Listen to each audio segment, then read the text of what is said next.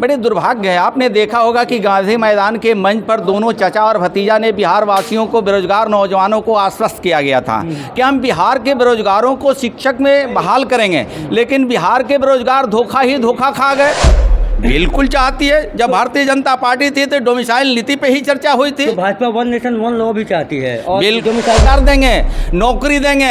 आज जब नौकरी की बात आई तो आपने बिहार के नौजवानों को सिर्फ चुनावी एजेंडा ठगने का आप काम कर रहे हैं। वो दलित हो, पिछड़ा हो, सर्व समाज के लोग हो, आपने ठगने का काम किया। वो मंत्री हैं जनक राम जी जानते हैं सर, बिहार में जो शिक्षक बहाली हुई है उसको लेकर आप लोग आरोप लगा रहे हैं कि डोमिसाइल नीति अपनानी चाहिए थी। बड़े दुर्भाग्य है। आपने देखा होगा कि गांधी मैदान के मंच पर दोनों चचा और भतीजा ने बिहार वासियों को, बेरोजगार नौजवानों को आश्वस्त किया गया था कि हम बिहार के बेरोजगारों को शिक्षक में बहाल करेंगे, लेकिन बिहार के बेरोजगार धोखा ही धोखा खा गए। चाचा भतीजा मंच पे खड़े होकर के और डोमिसाइल नीति को ख़त्म करा करके, और बिहार ही नहीं आज देश के कोने कोने से, अखबार में तो और मीडिया, प्रिंट मीडिया के चैनल के माध्यम से भी जानकारी मिल रही है कि बिहार ही नहीं, देश ही नहीं, अमर अमीरात से भी नौजवान जो है कि ऑनलाइन आवेदन दिया और टीचर की नौकरी लिया है। बड़ी दुर्भाग्य है। यही चचा भतीजा को देखना चाहिए। बगल में आपके महागठबंधन, घमंडिया गठबंधन की झारखंड में सरकार चल रही है। उन्होंने डोमिसाइल नीति को लागू किया है और झारखंड के लोगों को जो भी नौकरी मिल रहा है झारखंड के लोगों को मिल रहा है, लेकिन बिहार के चचा भतीजा ने बिहार के बेरोजगार नौजवानों को धोखा दिया है। तो भाजपा चाहती है कि डोमिसाइल हो। बिल्कुल चाहती है। जब भारतीय जनता पार्टी थी तो डोमिसाइल नीति पे ही चर्चा हुई थी। तो Bhajpa one nation one law भी चाहती है और डोमिसाइल भी चाहती है। तो कैसे होगा फिर ये? कैसे होगा? आज देख रहे हैं देश में प्रधानमंत्री वन नेशन वोशन हर विषय पर चर्चा हो रही है। वन नेशन वन लॉ हो जाएगा तो फिर डोमिसाइल तो फिर बेमानी हो जाएगी। आपने तो वादा किया था, बिहार के मुख्यमंत्री चचा भतीजे गांधी मैदान में किस आधार पर छाती ठोक ठोक करके कहा था कि बिहार के बेरोजगारों को हम रोजगार देंगे, नौकरी देंगे।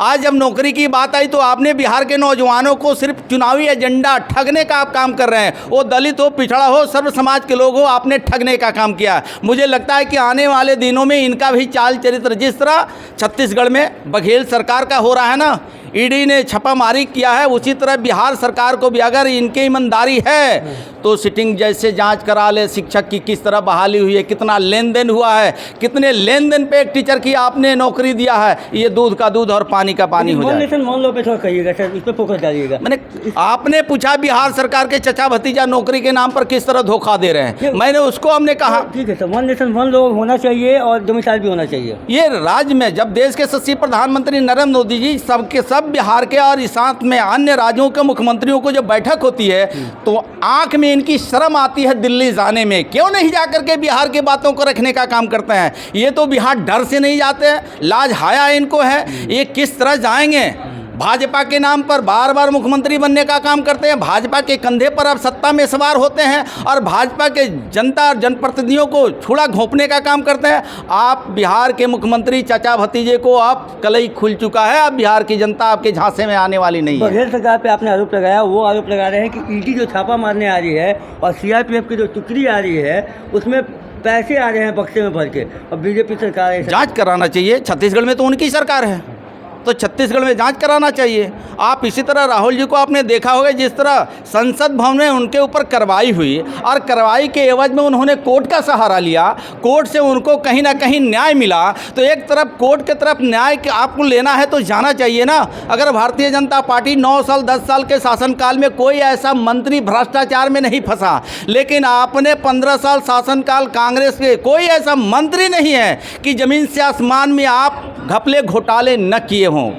चलिए, तो आप सुन रहे थे जनक राम जी को, ये मंत्री हैं बिहार सरकार के। इनका साफ साफ कहना है कि शिक्षक नियुक्ति जो हुआ है बीपीएससी के द्वारा उसमें घोटाला हुआ है, उसकी जांच की जानी चाहिए। वहीं भूपेश बघेल जो छत्तीसगढ़ के मुख्यमंत्री है उस पर भी इन्होंने सवाल खड़ा किया। आप प्रेस आगे देख रहे थे, मैं कुंदन यादव, धन्यवाद।